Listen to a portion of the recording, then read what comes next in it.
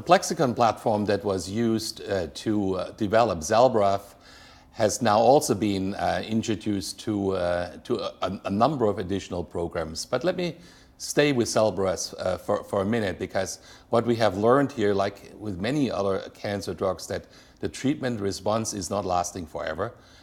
Patients eventually develop resistance, become refractory. But the big advantage we have here, because we have a targeted approach, we can now go in and look at the resistant tumors and ask, what's changed, what's different, how do cancers get around? And that now leads in a very same paradigm fashion to potential points of intervention that we can drug with our machinery that we have built in Plexxikon.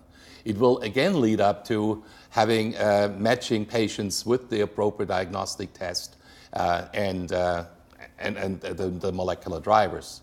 One example that we are very interested in to move forward is this getting around this problem of paradoxical activation, which we think is one of the reasons of resistance. And we have one compound that we are taken forward into development, hopefully in early next year, that will be a completely new class of drug in the melanoma space.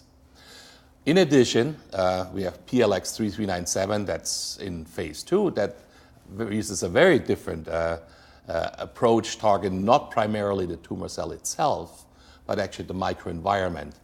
It's alike to the concept of angiogenesis inhibition, where tumors known to drive, they require new blood vessels to be formed. And similarly, there is a component of the microenvironment that is critically supporting the growth of tumors. Will be subsets of tumors that would respond to that. We know that already.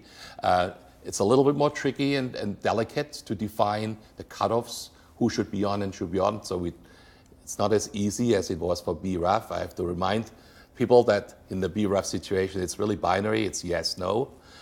Here we're dealing with more graduation, shades of gray that we have to deal with. So these tests will take a little bit longer to define and move forward. But the concept of personalized medicine is not going to go away. And I think we see this now migrating into everywhere we can identify molecular drivers that can be targeted with drugs.